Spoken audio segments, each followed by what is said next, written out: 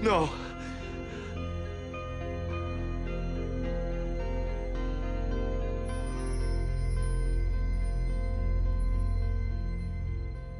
When I first came in to talk to the studio about the project, they said, what is the beast gonna look like? And I said, I'm not exactly sure yet, but there will be no fur. I worked closely with Tony Gardner, who is our creature effects designer, to kind of start to generate a look. Daniel Barnes, the director, actually had this great idea that Alex's character would have everything that he's spit out on people, all his abuse, sort of thrown back on him, so that he's forced to wear everything he's mocked in other people. The root of the story is about this compellingly beautiful person who's made to look ugly. So I said, let's just think about what ugly is. And ugly can be a lot of different things. One thing that really affects how 19-year-olds feel about themselves is their hair. Well, let's get rid of hair. We decided right then and there that since Alex's hair was a big part of his character's look, that when he became the Beast, he would lose that. One thing that Alex did, at the beginning was shave his head. Alex is a 19-year-old kid, and he's sitting here saying, yeah, sure, I'll shave my head. I think it'd be great. What else is important? Well, skin. Let's screw up the skin a lot. For this particular character who comes from a very rarefied world, things like piercings and tattoos would all kind of constitute ugliness. After we figure out the design, we'll actually do a life cast of the actor. This is Alex's life cast, and we'll experiment actually on this form.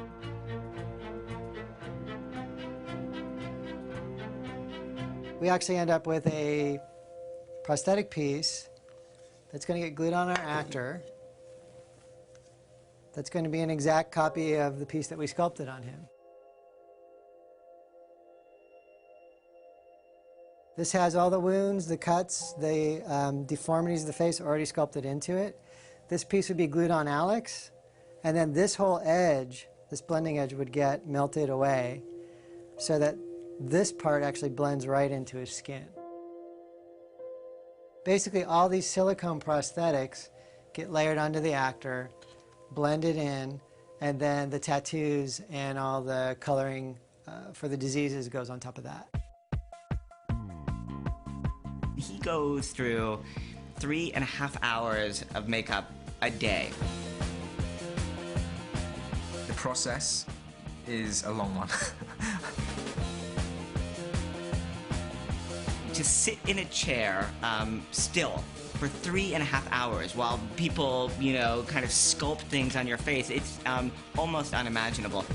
I have tattoos everywhere. I've got scars, burns, I've got one ear back.